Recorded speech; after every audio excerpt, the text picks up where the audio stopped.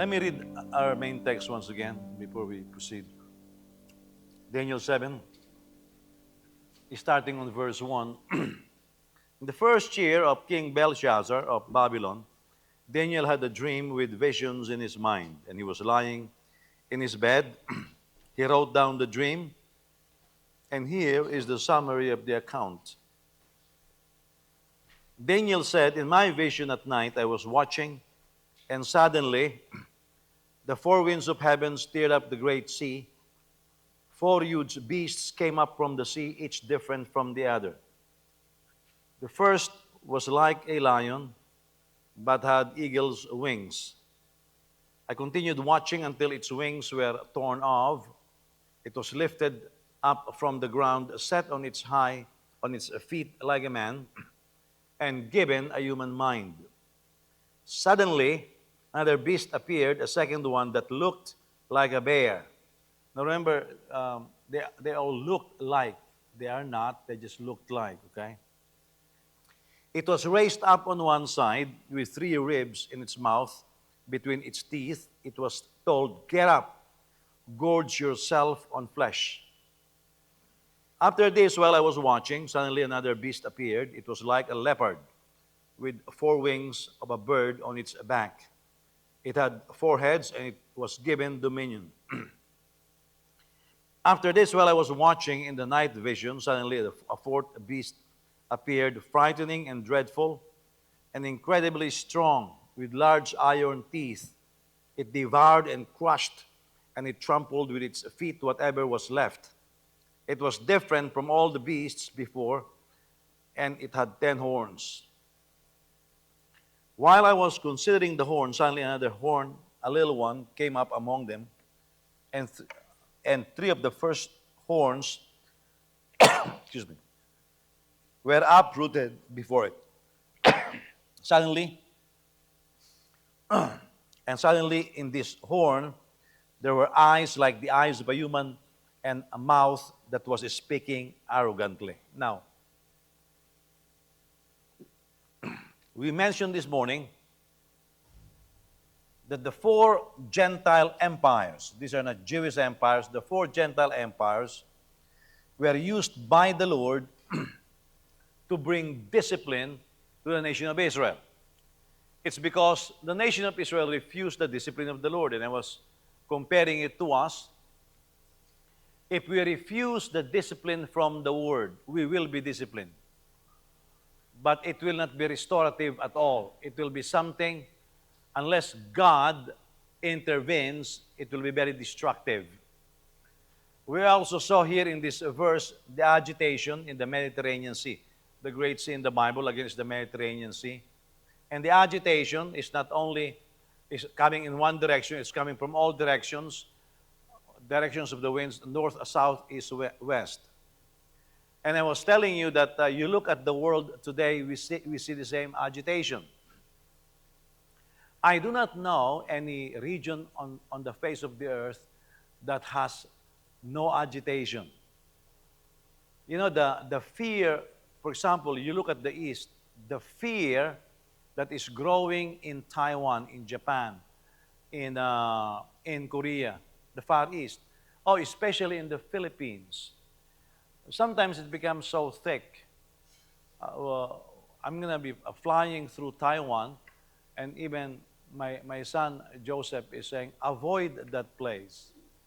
It is because of the rumors of wars that are going on. And you look at Africa, you look at what the Palestinians are demanding right now. They want land concession, so they will not embarrass Saudi Arabia in trying to mediate a treaty between Israel and Palestine. And you look at all of this, the chaos that are taking place, that is of prophetic proportion. There has never been a time in human history that is like this, even during the Roman times. Why? During the Roman times, they could not reach the Far East. I mean, they were able to reach part of Russia, and some people claim part of China, but it never really went that global. They don't know there's Australia. But right now, there is nothing like this had ever happened. Facebook and other social media made it possible for everybody to be agitated. Then you couple it with the chaos going on in economics, because later on, when we go into the details of the four beasts, it is both militaristic and political. And so if we are looking at the political chaos taking place right now, it's in this chapter. And we are relating it with chapter 2 as well. Now, if we look at the imagery once again, as I was saying, God or the angels are behind these agitations. And you will find texts in the scriptures wherein God will raise somebody against Israel. I mean, He will create, God will sovereignly cause agitations. God is not negative, but I have no other words to explain it. But God can cause this. In fact, the Bible says, not knowing that God is using this to arouse a certain nation against this nation. Now, when we refuse the discipline of the Lord, and even when we are accepting the discipline of the Lord, like Joseph, God raised his brothers so that he can go to Egypt. Now, that may sound awful, but if you look, for example, in some chapters in Psalms, the Bible says that he was thrown in the pit, but God sent him to Egypt. I forgot what chapter it was, maybe 100 plus, but it's in the hundreds. But God sent him to Egypt. Why is it that God did not just plainly told Joseph, go to Egypt? Well, maybe Joseph will not obey or something. But there is a way by which God works behind the scene. And what we are seeing is the involvement of the angelic beings. Because again, the Hebrew word ruach is, especially in the rabbinic tradition, is also used in reference to angelic beings. Now remember, angels are ministering spirits. They are our deacons. There are angels assigned to each and every one of us. I don't know how many angels each person needs. There is a theory that the number of people that will be saved is the number of angels that fell, 1/3 of the heavenly host. I don't support that idea, but I'm just throwing it out to you for you to know and be aware of the theory. But we have ministering angels, and they are working without our knowledge. We take it by faith. That's why there are events in our lives that sometimes are unexplainable. I was watching this video. A farmer who owns this big agricultural machine, a tractor. I mean, the wheels are taller than a person. And he was, you know how sometimes dads become too aggressive, or they want to impress even their little kids. So he had his child sit beside him in this big tractor. The child fell. While he was rolling the tractor, the child fell, and he ran over his child. Now, can you imagine a child being run over by a tractor? After he ran over his child, he screamed, his child stood up like nothing happened. How do you explain that? There are some angelic things that are going on, and some of us have had that, and perhaps we are just not aware of it. Now here, the angelic ministry was involved in the agitation of nations. Are angels always involved in that one? You bet. You look at the scriptures. Remember when there was a quarrel between Persia and Israel?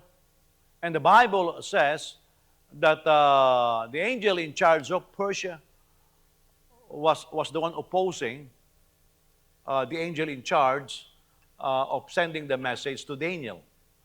And it turned out Satan himself was the one in charge of Persia, modern-day Iran. But Michael come to the rescue, and we'll see that in Daniel later, come to the rescue of Daniel, of Gabriel. Gabriel is already a messenger angel, but he could not overpower. I don't know why. These are some of the things that are difficult for me to explain. But he was not able to readily overpower Satan. And so Michael, the chief of angels, he's the only archangel named in the Bible. Some of you will read some authors who doesn't know how to read really, and they'll say that Lucifer is an archangel. No, he's not. Isaiah says he's anointed cherub. I mean, why will I go against the scriptures? He's already an anointed cherub. Some evangelicals promoted him, made him an archangel. There is only one archangel, and the Greek word for archangel was never used in plural form, which gives me a clue that perhaps there's only really one archangel. But it needed an archangel to rebuke Satan. And so Gabriel was afraid. But in the heavenlies, there was still a fight. Now, this is an actual fight.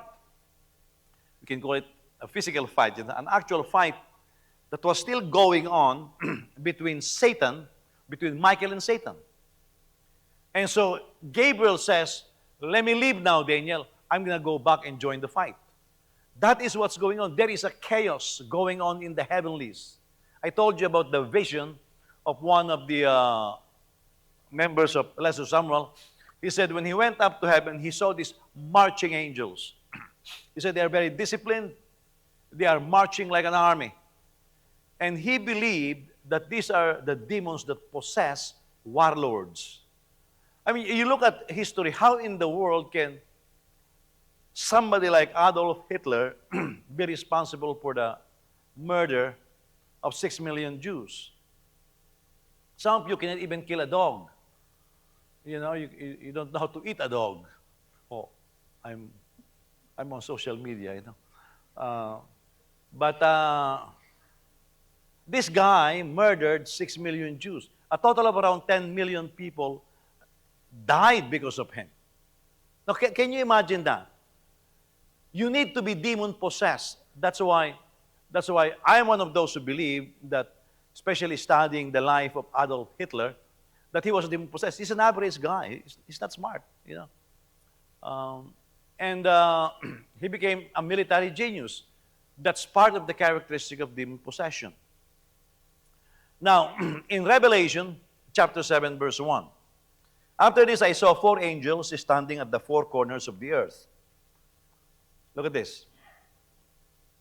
Meaning 4 different directions. Restraining the 4 winds of the earth, so that no wind can blow on earth or on the sea or on any tree. You see, angels were used by God to control this. Notice how in that verse, angels were mentioned.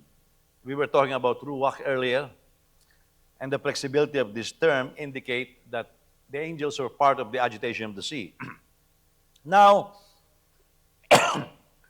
we are seeing angels being used by God also to execute His will.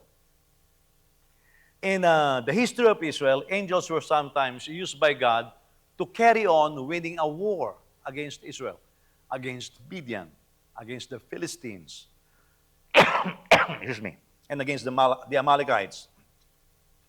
Now let's look at the 4 beasts that came from the sea, or that is the Mediterranean Sea. Verse 17, it reads, because we only read up to verse 8,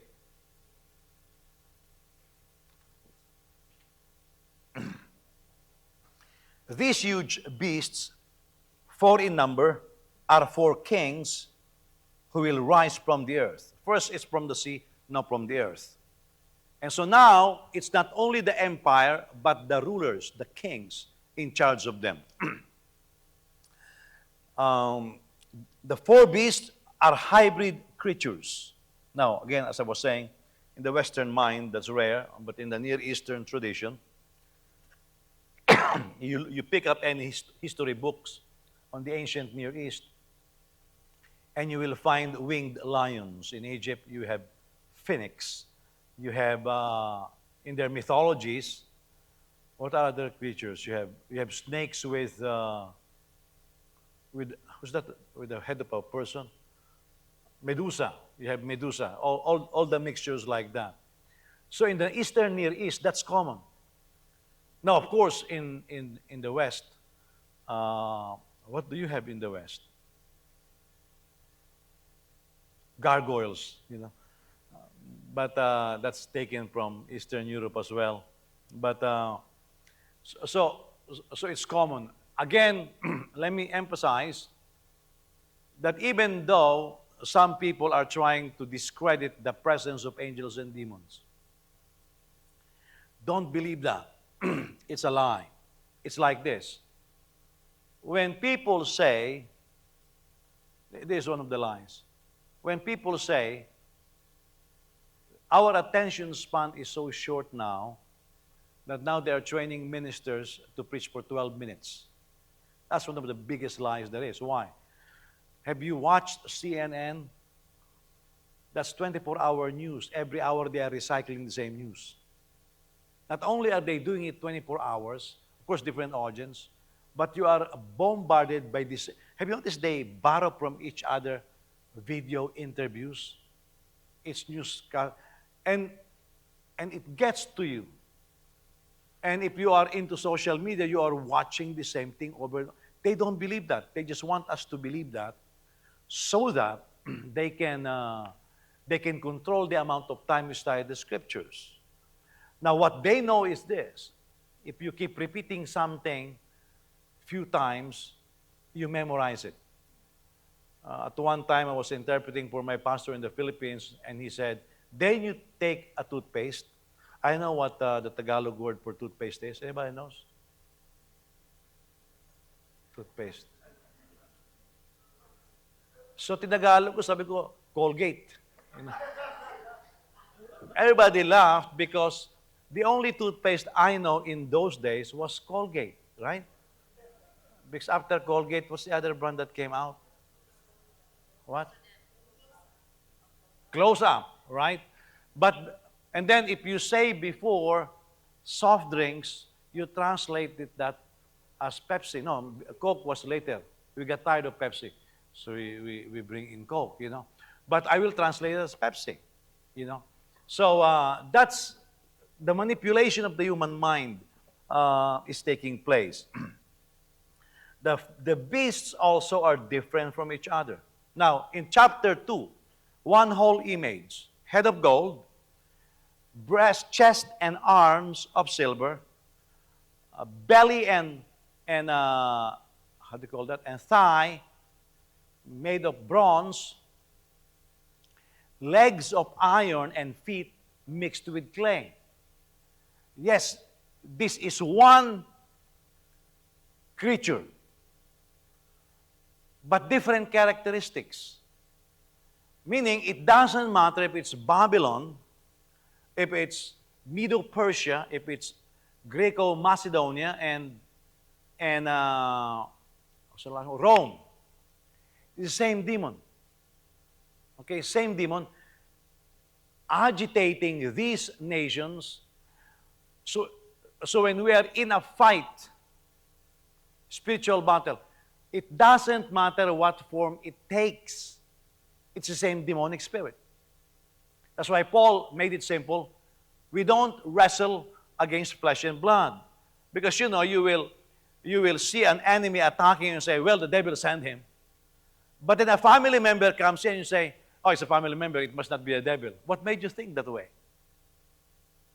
It could be a head of gold, it could be a chest of silver, it could be a belly and a thigh of bronze, but the same demon, one creature. And that is our lousy understanding of spiritual outworking. I don't have that kind of ignorance. The Lord delivered me from that. I can distinguish perhaps a lot more than some people because you understand the spiritual work. That's why for some of us, when it's family member, we are blind. The demons cannot use them. Well, the demons will use them even more because you're already blinded, you see. Well, my friends cannot be inspired by demons. Well, the more he will use them. Same image.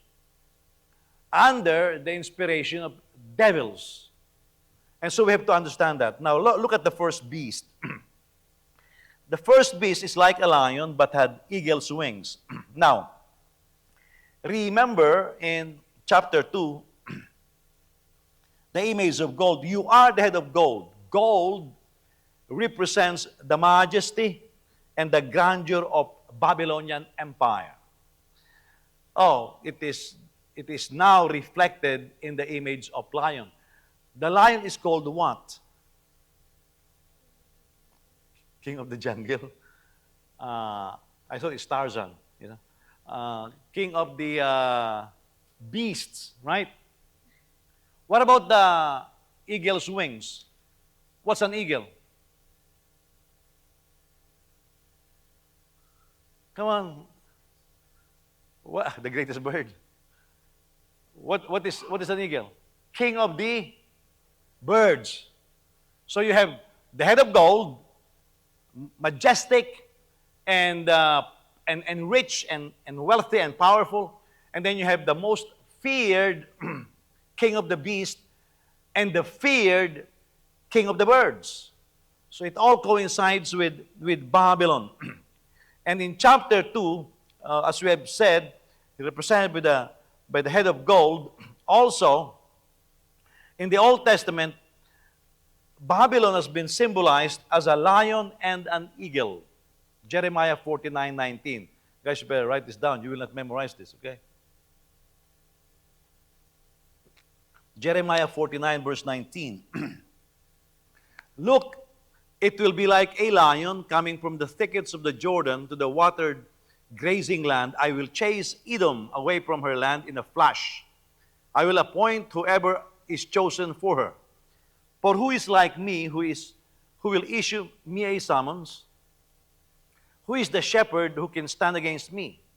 We jump to verse 22. Look, it will be like an eagle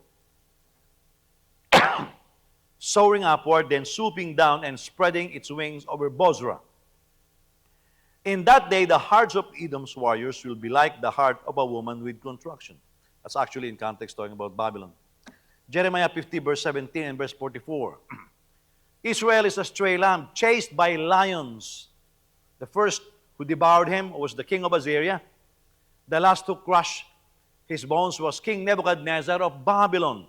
Look at verse 44. Look, it will be like a lion coming from the thickets of the Jordan, the watered grazing land. I will chase Babylon away from her land in a flash. I will appoint whoever is chosen for her, for who is like me, who will issue me summons, who is the shepherd who can stand against me.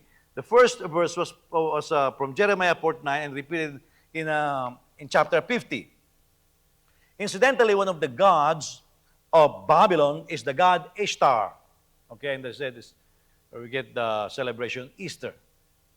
Ishtar is symbolized by lions. In fact, in one of their processions, and they will enter the Easter gates, it's ornamented by 120 lions, 60 on each side. Egypt has the same thing, but with phoenix. I don't know if where's my wife? Do you remember that row of phoenix in Egypt? In Babylon, they have rows of lions. And that is because of the god Ishtar. Now, its wings were torn off, meaning the greatness of Babylon was torn off. When do you think did it happen? Come on, we all decided this. What? Yes, when Nebuchadnezzar went crazy. Remember, the lion did not die. But when Nebuchadnezzar, that's chapter 2 now. Was it chapter 2? No. Was it chapter? One of those chapters we studied, okay? Remember when he went crazy? And so, that speaks, the chapter 4, okay? However, it was lifted from the ground, meaning it did not die. And so, the Bible says that he was given a human mind. That is exactly what happened to Nebuchadnezzar after he was restored. He's no longer thinking like a wild beast. He was given the mind of a man. He can think again. And he was restored to his kingdom. Second beast. Looked like a bear. It's the Medo-Persian Empire. Again, the liberals think it's just Median, but no, it's the Medo-Persian Empire. The dominant power is Persia, which is the modern day, what country again is Persia? Now remember, there is no more Persia, okay? But there is still Persia. The spirit of Persia is still around. That's Iran. Okay, now remember, uh, any country that went against Israel is no more. I mean, they're gone. Babylon is gone, but we have Iraq, same location, but not the same spread. Not the same spread. The territory of ancient Babylon, Empire of Babylon, and the territory of ancient Medo-Persia is no longer there. It's occupied by different countries. But the same spirit, the devil and his angel and his demons have found people throughout generations that he can use. Okay, so although we can look at, we can talk about the bear's ferociousness and power, what was highlighted in this vision is what? Because at the end it says, eat some flesh, feast on on flesh. So what is it highlighting? Huh? Eat, and eat some more. Appetite. Yeah. The appetite for territories. One of the biggest territory among the ancient empires was actually Medo-Persia. In fact, it was this appetite for more that made it want to take Greece. I mean, you have to remember that you have to cross Turkey, go up northwest to reach Greece. But Greece was beginning to be powerful during that time.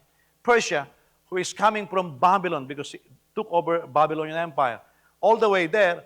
But the appetite for more territory.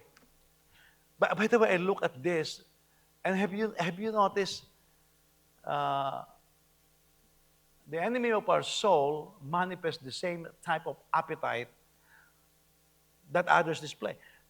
Look at it this way. How can some landowners, for example, own thousands upon thousands of acres of land? What are you going to do with it? And others have nothing. That you can. The reason why I want to show you this because it's the same demonic spirit manifesting in bigger stage and small stage. Considering the future of material possession. What is the future of material possession? It will be burned. I mean, I go to a place and I'll prepare a room for you. When I have prepared a room for you, I'll come back, and where I am, there you will be also. What was I quoting? Jesus, John chapter 14. Now let me ask you this. When Jesus returns and says, this is your room or your house, many mansions, right? Do you think Jesus will give you a title? Here's the deed. You know, we have bearings in our deed. You think Jesus will give you a deed? No, he just said, this is your room. None of this. Why? Because we are one body. What was given to us was earth. The heavens is the Lord, and the earth is given to man. That's in your Bible, right? It's somewhere there. But heavens is the Lord's, and the earth is man's. That's why the new city of Jerusalem is being assembled in heaven, but it will come down to earth. So talk about prefab. God invented the thing, you know. So it will come down on earth, and it will occupy, the New Jerusalem will actually occupy, you look at that, what Israel refused to possess, the square miles. And so the future of material possession is it will be gone. That's why some people are not even mindful that the resources that we are given is not, it will bless us, of course, because we are the channels. It is meant to advance the kingdom of God. Because the currency in the present world order is material possession. But now we are spirit beings. The currency that we use is faith. And so we access this wealth by faith. But Babylon thought otherwise, and Medo-Persia thought otherwise. And so Medo-Persia just wants more territory. Okay, so the three ribs probably represents three crucial conquests that help solidify the power of Medo-Persian Empire. The conquest of Lydia, that will be the modern Western Turkey. Okay, it changed name at one time, it's Ionia. But modern Western Turkey, Babylon, and Egypt. These are the three greatest conquests of Medo-Persia that solidify its empire power. The empire lasted for 200 years. You know, America is boasting when it celebrates 200 years anniversary that we are a very successful experiment in democracy. Well, some of these empires lasted for over 200 years. Okay, so it's not common. Although U.S. will never be a world empire. Okay? Why is U.S. not going to be a world empire?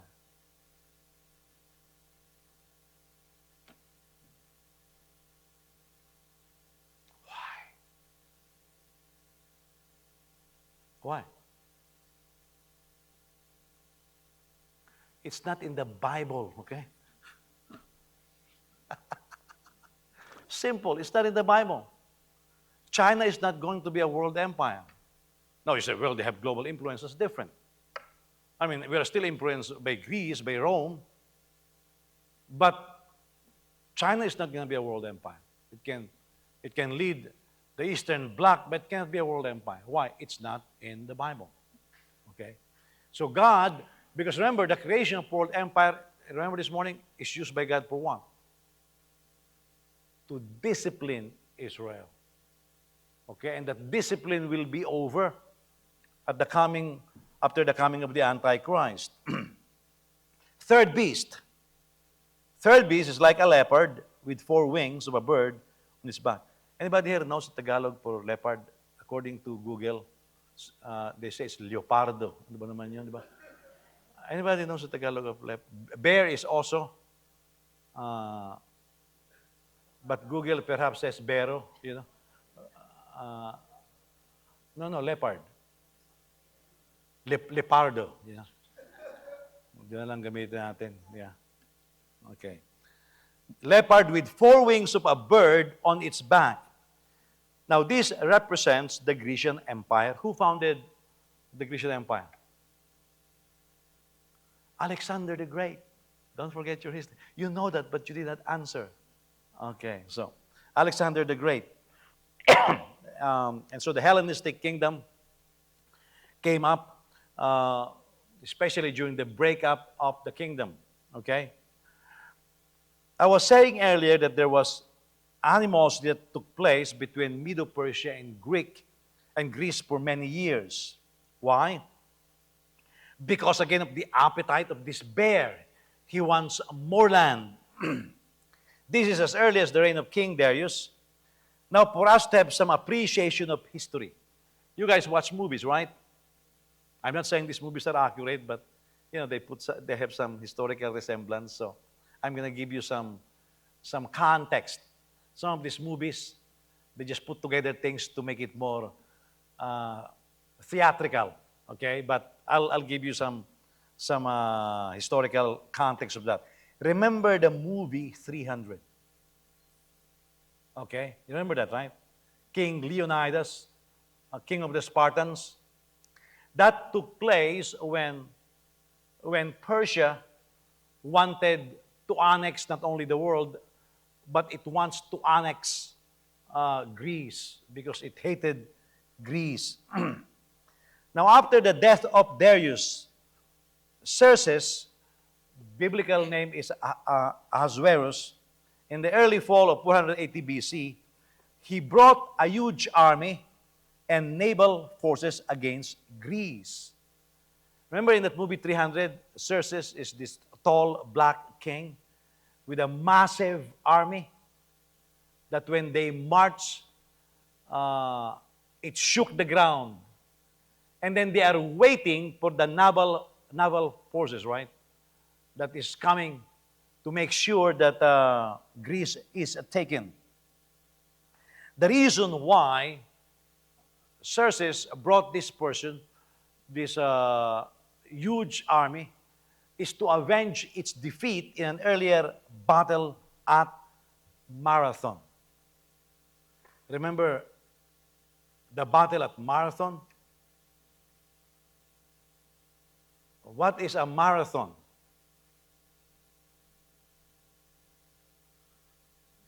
You know this, guys. Don't forget your history now. What's a marathon? Yeah, today. A run. So what happened in that battle of Marathon to save, for them to win? Send somebody who will run. Remember that? Okay, if you don't remember, I cannot do anything about that. And so this invasion that Xerxes did, that brought this huge army to ensure victory, I mean, the moment you are sieged by this huge army, you're going to suffer even if you win. So it brought tremendous amount of suffering to Greece, but there was no Persian victory. Persia is still lost. In spite of this huge army, the naval forces, they still lost. Why? What happened? How can such a huge army that when they march, TJ, it caused earthquake? Now, of course, in that movie, I don't know how they conceptualize it. They come up with ninjas there, you know. But I don't know if they're Japanese, but this is what happened. The navy was smashed before his eyes in the west of Athens, in a place called Salamis. And you will find it in the Bible, okay? His army was blocked at the pass of that movie, Thermopylae, okay? Who blocked him?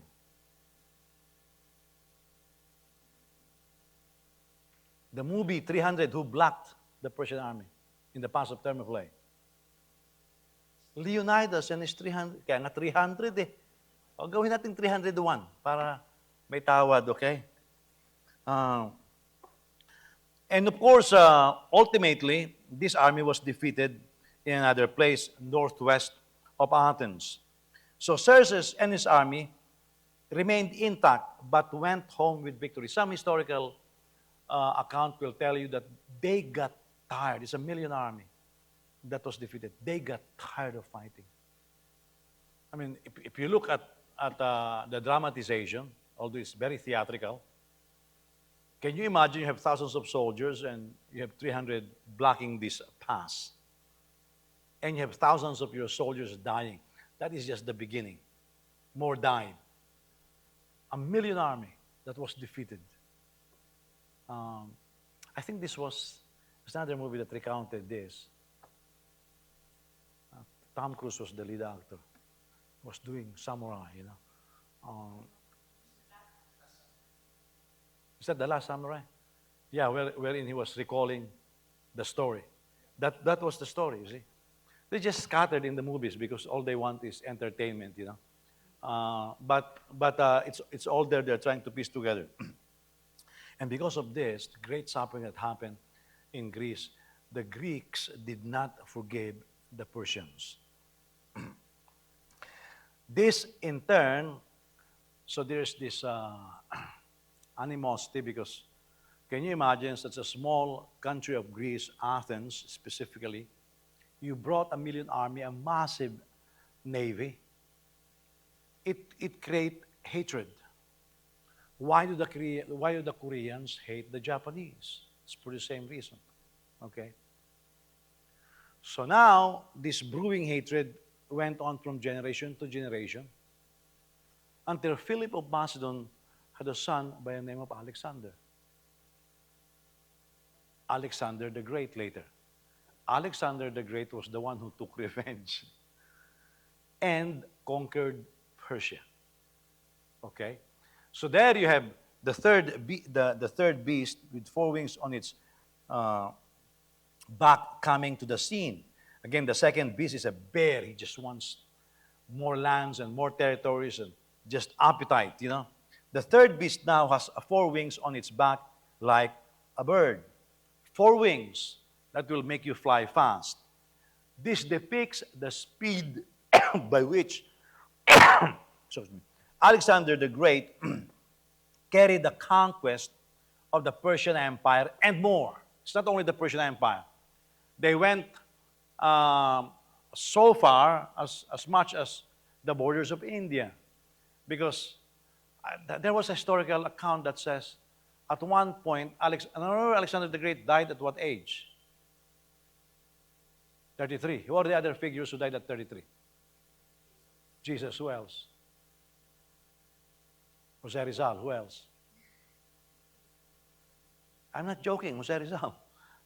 Who else? Think of somebody else, okay? I ran out. There's one more figure.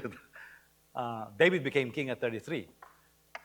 Now, if you think about this, the hatred passed from generation. You know how sometimes we hear in the West say, how come the blacks are still angry at the slavery when they were born here? Remember Bill Cosby's even saying, oh, they were not slaves. Yeah, that's true. But it's the same spirit. You see, the Greeks never forgave the Persians. Alexander never suffered any of those. But the hatred was passed on from generation to generation. You see? This is why, the moment you get born again, that hatred is taken away from you unless you want it back. Instead, you're giving a forgiving love. Because unless you have this forgiving love, you will not be able to move on. And so this hatred was passed on by the Greeks, even by his father, Philip of Macedon, King Philip of Macedon. It was passed on to Alexander the Great. And this boy general was something else. Look at this. At the mere age of 20, he took over the throne of Macedon. Anybody remember how he took over the throne of Macedon? How? At the age of 20. Anybody here 20 years old? I mean, you can't even run for presidency in the U.S. unless you're at least, I think, 35 years old, right? So, at the age of 20, what happened? His father died, Philip of Macedon. He took over. And the zeal of this young man was 20. I'll tell you the speed, okay? 2 years later. So if I say 2 years later, how old is he? 20 plus 2 is 22, okay? 2 years later, you are 22. Some people are barely starting college during that time, you know. At 22, he set out to conquer Persia. Now, this is why 22-year-old kid, you want to invade Persia. Where in the world is that coming from? That's why I'm convinced these people are demon-possessed. To have this kind of lust for power and conquest, not only to do it, but to do it fast. I'm going to do it with speed. Remember, speed is power, okay? So 2 years later, he set out to conquer Persia. And this was the initial defeat of Persia in the hands of Alexander. 1 year later, so he is what age? 1 year. Now, this is ancient warfare. What is the longest war that the U.S. was engaged in?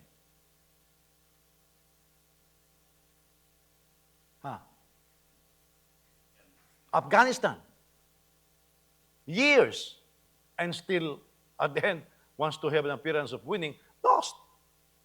Okay? 1 year later, at the age of 23, he claimed the kingdom of Egypt. Now, this is when siege war is better. This guy was given speed. He was just doing it fast. 2 years later, so 23 plus 2, 25. Yeah. Some of you boys here are just busy having girlfriends. This guy is conquering nations. You know. So at the age of 25, he earned his decisive victory over the Persians at the Battle of Arbela. Perhaps you have heard that battle somewhere in history, in your history class. In the aftermath, because you know what the Persians did to Athens, they burned Athens. So in the aftermath of that victory, what he did is burn Persepolis. Okay? You burned Athens, I'll burn your main city. This is a little over the burning of the city of Persepolis, of Athens was a little 50 years earlier. And this is how it goes, just vengeance after vengeance after vengeance. And have you noticed the Japanese, the Chinese, and the Muslims, they are big on vengeance. An eye for an eye, tooth for a tooth. Yeah. And this is why God said, vengeance is mine. And this is essentially what it is. And so Alexander the Great was very angry, very vindictive, burned Persepolis. Okay? In summary, in 3 to 4 years, Alexander the Great conquered all of Persia, an empire that had taken centuries to build. Now look at it this way. Isn't it the enemy comes to steal, kill, and destroy? Have you noticed if we are not careful, what we build for our whole life, the enemy can destroy in one day. Look, you have heard of the what company is that? Woolworth, right? And Walgreens. I mean, the kids are drug addicts. What their parents built in decades, it was just, of course it wasn't destroyed, it was bought by a company. But this is how fast. That's why, look, as parents, yeah, you accumulate material things. If you don't raise your kids to fear God, they'll destroy it. Like we had a member here before, the mother died, and she owns a house. So immediately they sold the house. Of course, it still has a note from the bank. And so they have a few $1,000 that was left. They split it. One kid just went to the Philippines and immediately wants to brag, bought a brand new car for ₱1 million. Lost everything, just like that. That's why when we don't raise our kids properly, what you labored hard all your life to accumulate, they can destroy in one day. I know right now of heirs that can't wait for their parents to die.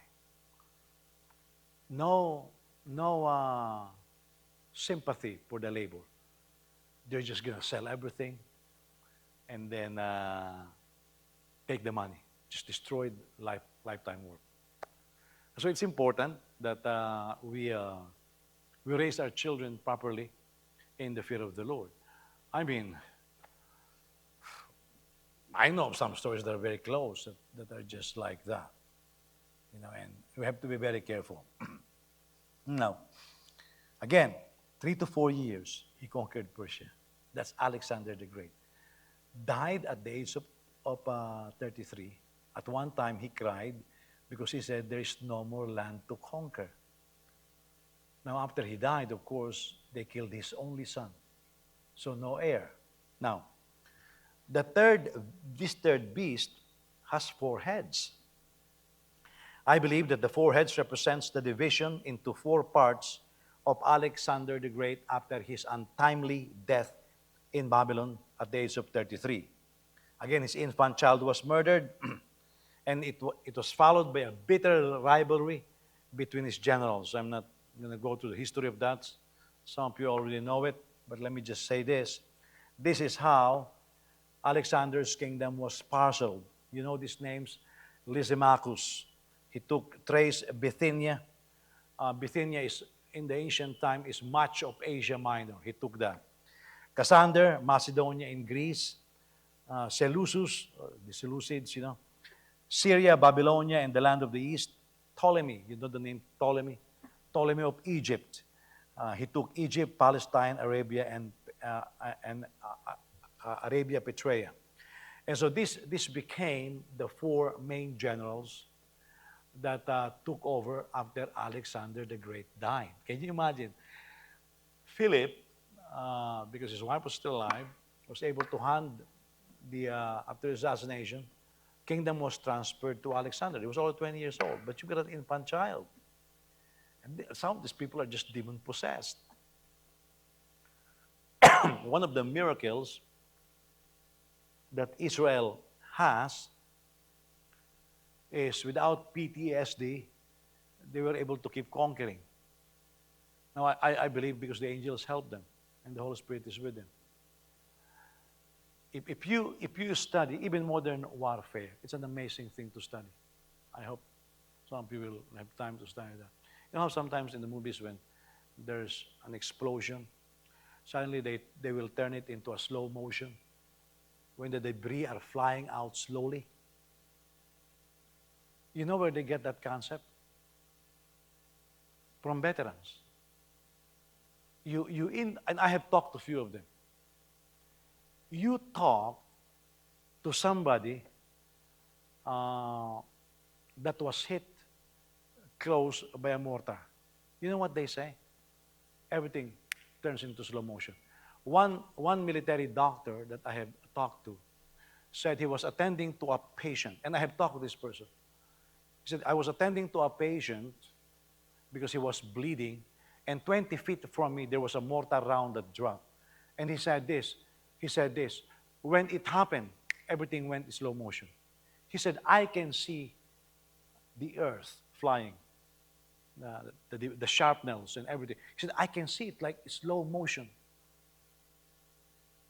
And then suddenly you wake up, he said, it only happened in seconds. And then he said, I have no recollection. He said, the mind works so fast, the body cannot catch up. That's why they say that, for example, if you are in a traumatic situation, say there's a shooting, or you get involved in a violent confrontation, and the police talk to you and say, what happened? Don't answer. Because you will not recollect, and they can inject thoughts to you. They say, the best thing that you can do is say,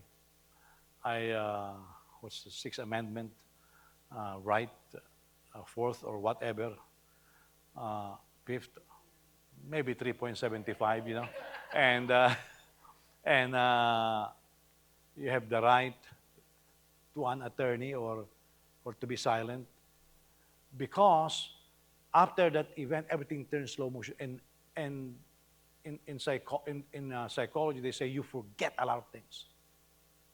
And then they will slowly come back as your body recovers, as your mind recovers.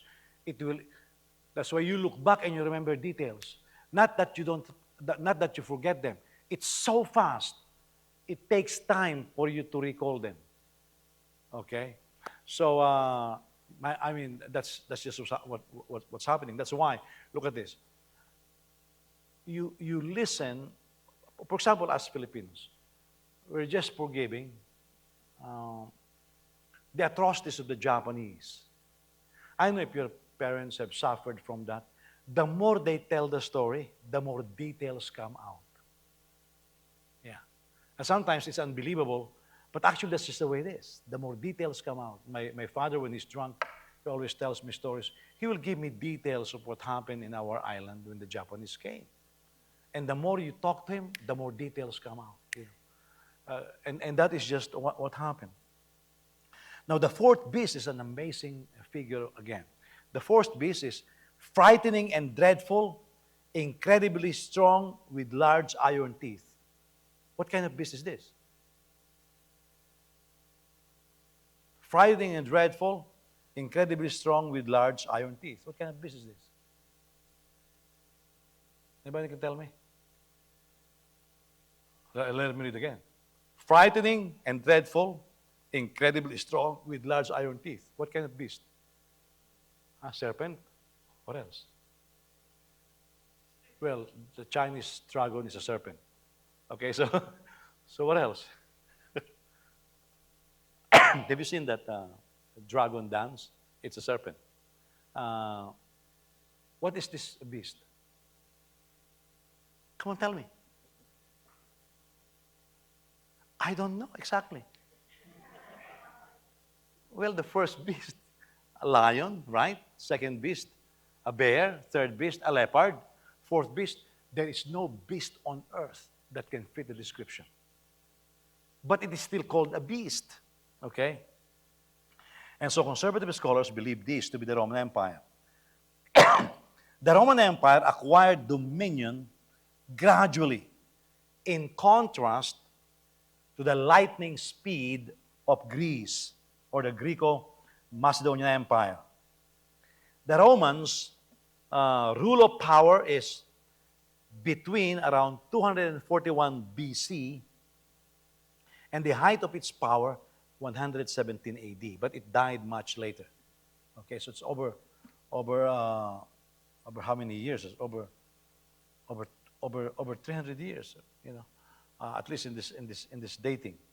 So Alexander the Great conquered with speed and the way he moved troops. Now remember, when you're moving hundreds of thousands, the supplies and everything, but he can really do troop movement. Rome ruthlessly crush and defeat other people. That's why it's very ferocious, very frightening. You know the saying, you hurt one Roman citizen, you will have the might of Rome going after you. They mastered the crucifixion and all of those things. It was frightening, and they're very strong. They have modern weapons of warfare. By that time also, oil was recognized more on its use. So they have low-level bombs and that they have developed, and so it's something else. Rome devoured and crushed, and what remains, they just trample under feet. After they crush you, they'll walk over you. In around 64 to 63 BC, this you know also, a Roman general by the name of Pompey, and here you know this name, conquered Syria and Palestine. Therefore, in those years, the covenant nation of Israel was placed under the clutches of Rome. That's why when Jesus was born, Rome was in power. And during this time, it's over 200 years of ferociousness, of ferocity, and bone-crushing might and power of Rome. No wonder the nation of Israel, when Jesus was born, they want him to rebel against Rome, which he refused. If you are indeed a king, even Pilate said, why not call your army to get you out of this mess? And Jesus refused, because that's not the purpose of his first coming. Now, in contrast, let's make a little bit of contrast of the fourth beast to the other three. It was described as frightening and dreadful and incredibly strong. There is no single animal that can describe this kind. Not even a lion can describe this ferocity. What's that water animal? More strong than the crocodile? Hippopotamus. Yeah. No animal. I don't know what Daniel saw. He could describe it as a beast. But he saw this monster from the sea, and he says, frightening, incredibly strong. He cannot describe it. Others said, it's like a lion, it's like a bear, it's like a leopard. There's no one like this. Now remember, keep it in your mind as we go into detail next week. That's the kingdom of the Antichrist. Because the little horn will be coming from this. So you think of the incredible, how do you call this? Ferocity and tyranny of Rome. The Antichrist, in a short period of time, will unleash something more powerful than that. How long will the Antichrist rule in tyranny?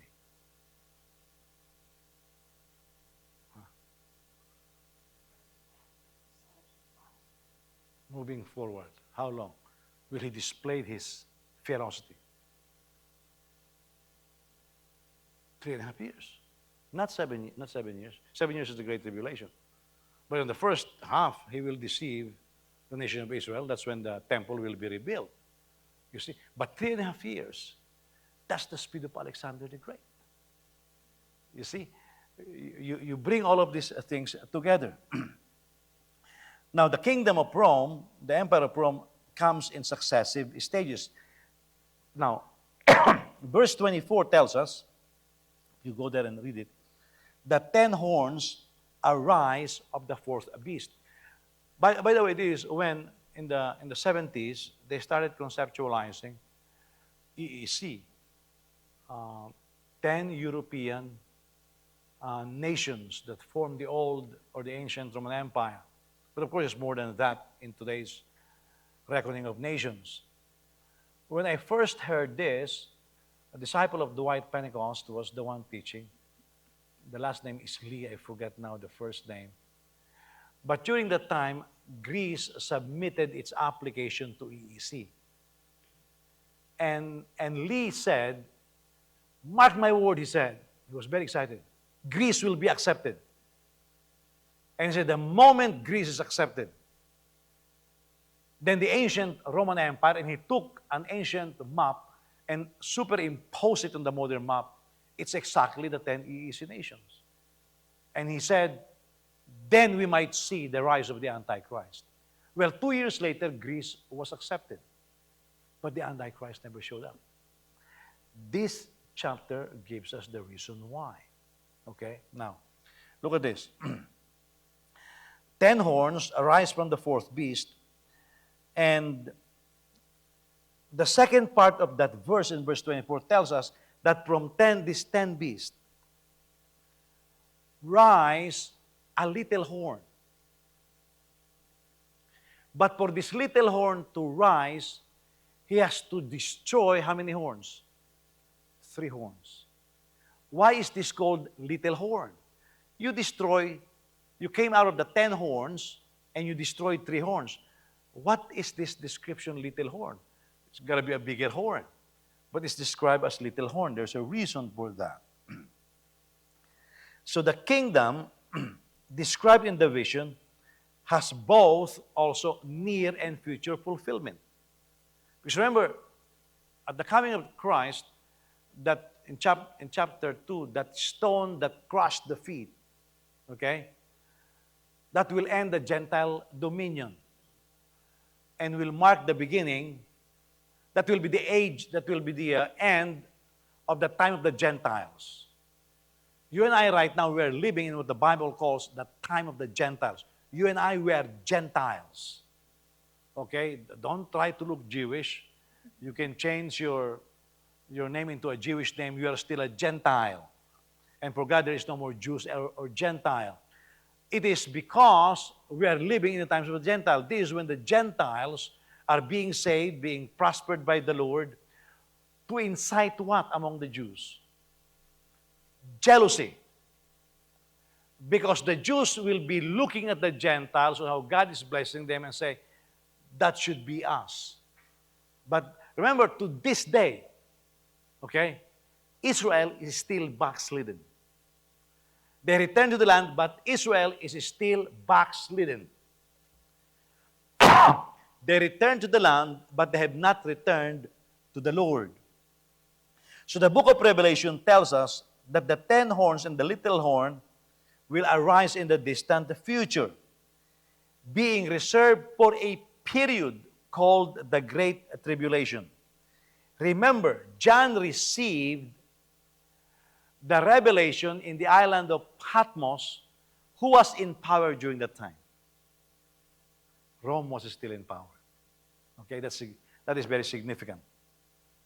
Thus, we can say that the fourth beast has its fulfillment over a vast period of time. It looks like it is slumbered. So it's the longest Gentile kingdom. Okay, I was telling you earlier that the earlier version of Encyclopedia Britannica, and I read this myself. I was already in college. And it says that, Rome was divided into the East and the Western Roman Empire, right? So when it was about to collapse totally, they thought of how can we preserve the Roman Empire? That's how the Roman Catholic Church was preserved. Yeah. And it became a religion. That's why the Roman Catholic Church likes the Roman gods. And if you look at how the worship system is designed, it's the combination of religion and Rome is actually very is a universalist. Rome is very tolerant as far as intellectual abilities, inventions, religion. It'll tolerate everything. One of the most tolerant religion, and it's not obvious, but actually one of the most tolerant religion is Roman Catholics. There is a book, I have the copy of the book. They turned it into a movie. I don't know if you can find the movie. The Name of the Rose. It's by Sean Connery and I forgot. I can see his face. The one with cancer. Well, all of them have cancer. Christian Slater. I think it's Christian Slater. They turned it into a movie.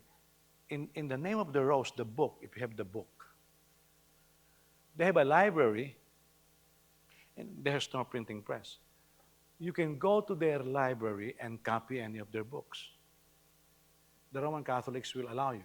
You can copy any of their books. They say, you can copy books. However, if you have any books, allow us to copy it. And so if there is a religion that will absorb all knowledge, that's Roman Catholics.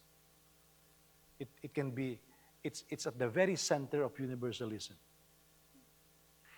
Who is the main theologian who proposed universalism globally? I told you this before. The reason why I'm asking is because I forgot his name also, But he is the, maybe Brother Brian here will remember. He was the one behind, he was the genius behind Vatican II.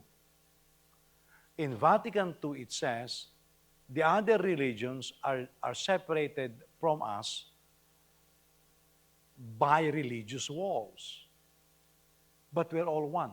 That's why after the Vatican II, there is this called come home. Some people think right now, because of their ignorance, because after COVID, come back to church. No. Come home is the Lutherans, the Anglicans, the Protestants come. Because actually, what are the Protestants protesting? Salvation by faith alone. The Catholics believe salvation by faith plus works. However, in the 70s, they made a concession. I forgot what convention is this in Geneva or someplace, wherein they say, yes, we agree with the Protestants now. We are saved by faith. However, we have to define that faith, what that faith is. That faith, to be true faith, must produce works. So there is no more reason, and that's when the Protestantism began to die. Why? there is nothing to protest about. There's no more reason for us to protest. That's why I'm not a Protestant. I'm just a Bible Christian. Because if you say, well, you believe salvation by faith and works, no, Catholics will tell you, no, we abandon that.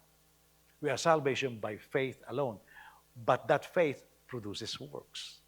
I'm giving you too much information now. Let's go back to the beast here, okay?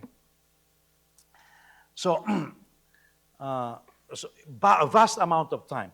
There is also a vast gap between the initial entry of the fourth beast and the final aspect described in the ten horns and the little horn.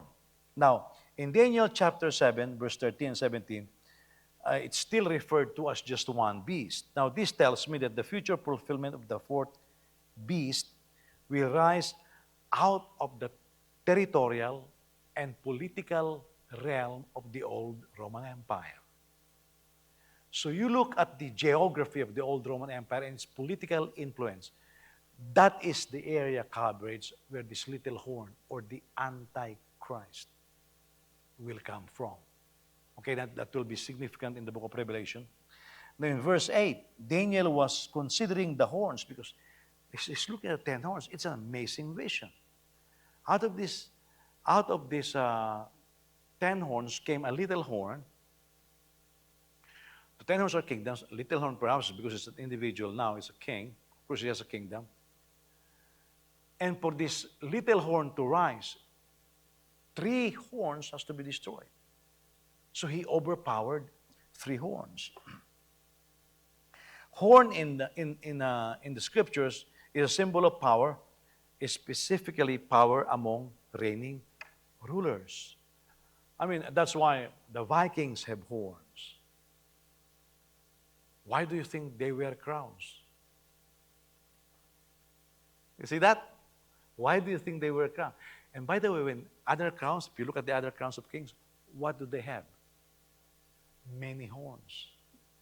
Yeah. Of course, in the Christian era, sometimes they turn it into crosses. But in the all you see are horns. Coming out of those circles, just horns.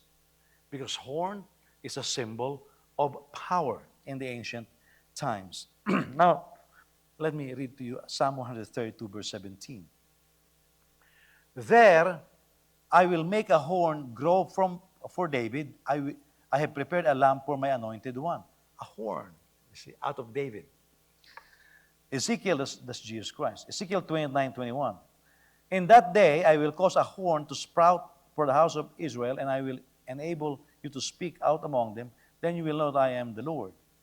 So the little horn came from 3 horns being destroyed or uprooted. Now, you look at this language, being destroyed or uprooted, meaning it's a violent and militaristic overthrow, conquer. Have you noticed how easy now? By the way, when you combine, and this is the same demon spirit, when you combine military and political takeover, it's very violent, no mercy. Look at what they're doing to Trump to this day. You look at that. You look at Asia. By the way, have you seen that video? The former president or the former chairman of CCP, Xi Jinping is now the chairman, right? I forget the name of the former chairman. He disagreed with some of the policies of Xi Jinping. There's a video out there that I have seen, and you can see the mercilessness. Because the former chairman was in disagreement, he's already old. He was sitting in their, I don't know how they call it, Politburo or council. And he was arrested in the middle of the meeting. And he was sitting by Xi Jinping. And Xi Jinping, have you seen his face? Just indifferent, like nothing is going on. That's ferocity. Who is this? The North Korean dictator, what's his name? Kim Jong-un, right? Kim Jong-un, the son. The powerful person when he took over was his uncle. he gathered all the generals of North Korea and the political leadership and executed his uncle in front of all of them, Kim Jong-un. And he assigned his military to observe everybody in the audience of the execution. Anybody who blinked, he killed. You blink, you show emotion, you're dead. He interpreted them as sympathy for his uncle. That's how violent this demon is today. That's why when you begin to say, what in the world are they charging? First time in history, they're not bringing any charges against the Obamas, the Clintons. You have recorded, if you don't fire this attorney general, you're not going to get them. We have all evidence. They're not touching them. You know what they're displaying?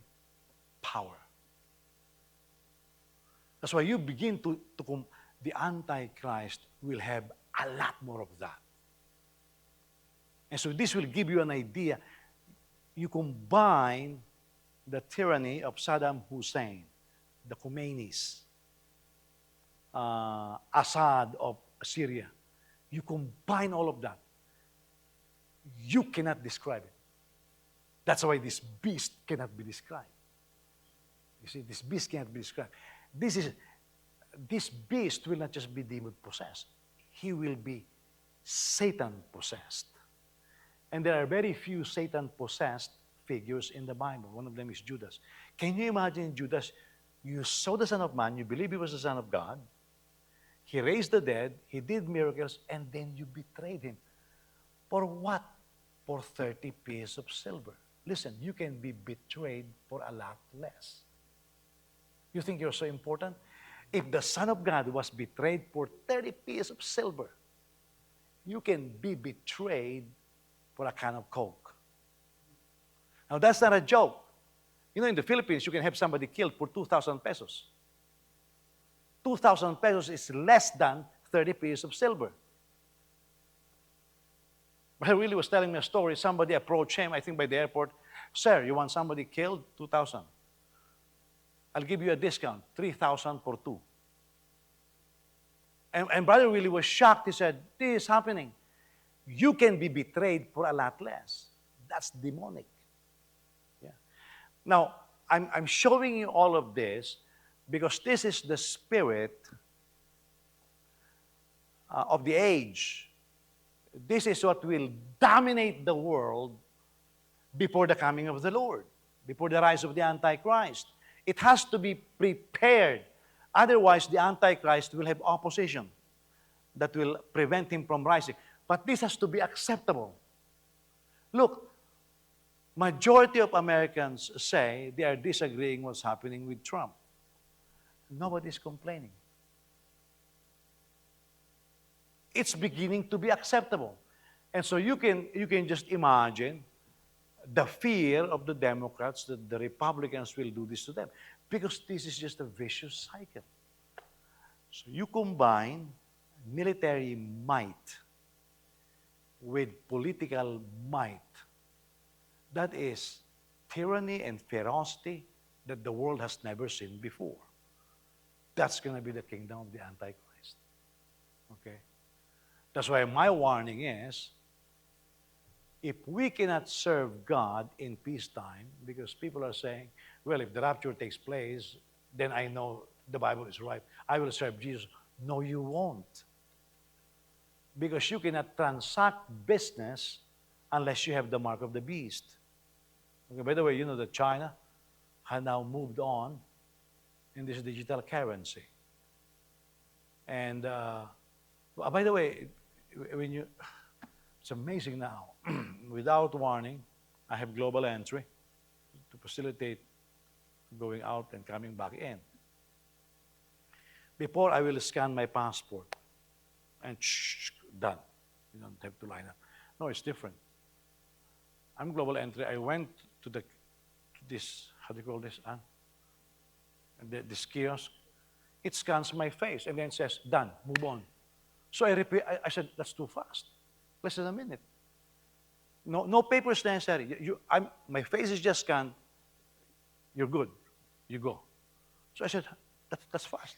So I scan I scan my face again. It's the same thing. I scan it for three times. Uh, I just, it's that fast. The facial, by the way, you're seeing heavy in your computer and phones, right? The facial recognition is so precise now. You can't skip. Yeah. By the way, we are seeing it in display in China. It's the most, uh, it has the most human surveillance in the world. I think every 3 meters or 1 meter, there is a CCTV. That they say if you're going to steal, it's not worth it. They do other crimes, but not stealing anymore. Because if you steal within 24 hours, I don't care where you go, you can be caught. Because one of these surveillance camera will catch you, and the moment they catch you, they can tell you when you went to this bus, when you ride on a taxi, when you turn on the street. In China, they can do it now. Yeah. Now, that is nothing compared to the reign of the Antichrist. That's why it's going to be called the Great Tribulation. It's Jacob's sorrow. Now, the little horn came from three horns, being a priest, as I said. Now, consider this. Although described as little, this is not the indication of power. What's the height of Napoleon Bonaparte? Huh? Short. Around 5 foot, 5 inches. You know. So, shorter than me. Okay. What's the height of Adolf Hitler? Around 5'9". Around same height as me. What's the height of Trump? 6'3". So he can't be the Antichrist, you know.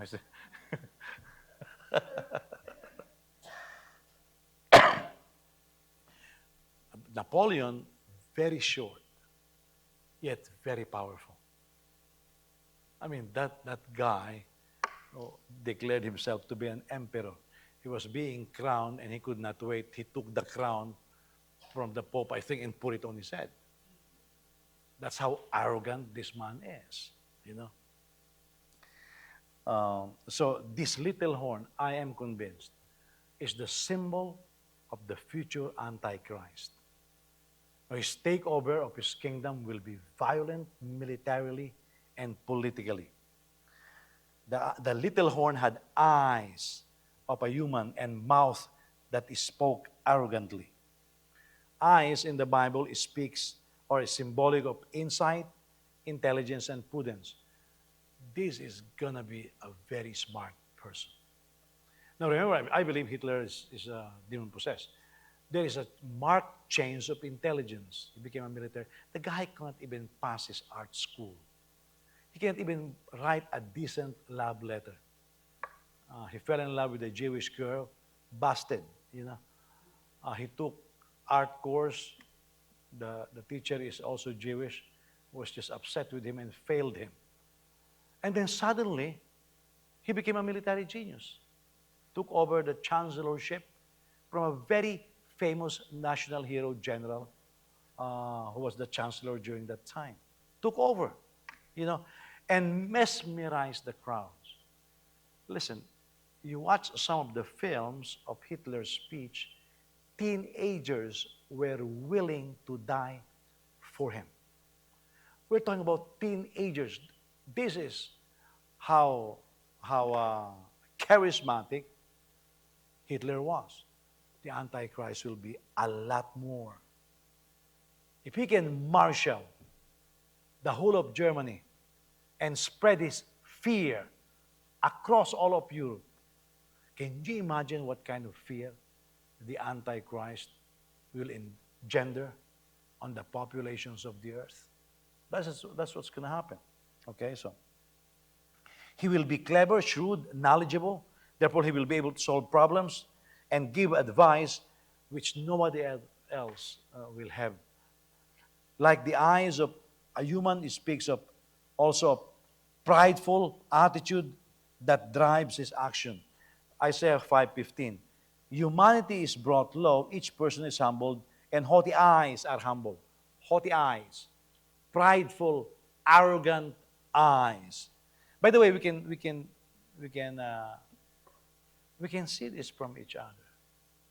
Yeah. You know when a person is looking arrogantly at you.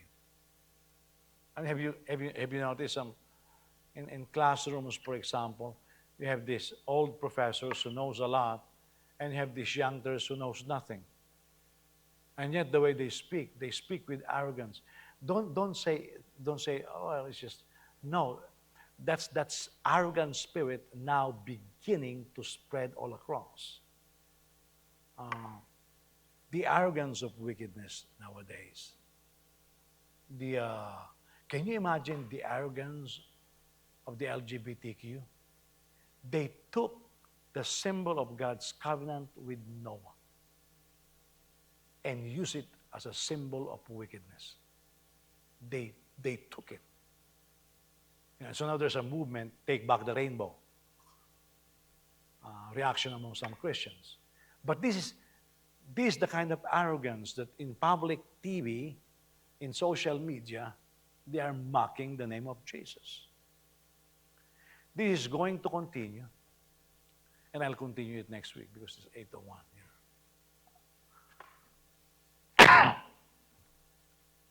Well, did you learn something?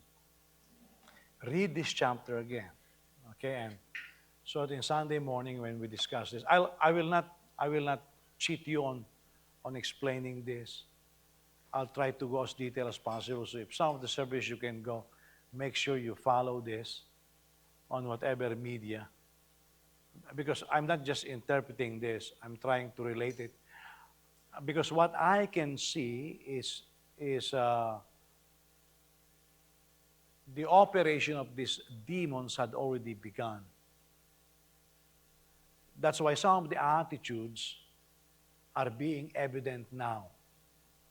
Because the only way the Antichrist will be acceptable is if this becomes acceptable in society. Okay? And we are seeing it now getting more and more prevalent. Now, can you imagine now the anti-Semitic group is very powerful now in the UN and even in the US politics. That will grow because Israel will be pushed in a corner. But we will see it and what our role will be. And because the moment you study all of this, you have to pray. Oh, even so, come quickly, Lord Jesus. Please return. And Jesus will answer that. Because if God doesn't shorten the time, none of the elect will survive. And by the way, when it says none of the elect, it's not talking about Christians. Israel, forget the Holocaust. None of the elect will survive. So God has to shorten the time. 3.5 years. And the Great Tribulation in total will just be 7 years. Otherwise, it will annihilate all of Israel. Unless God shortens the time, none of the elect will survive. That's what it means. Not talking about Christians, talking about the nation of Israel. Okay? We'll continue next week. Let's all stand. Hallelujah.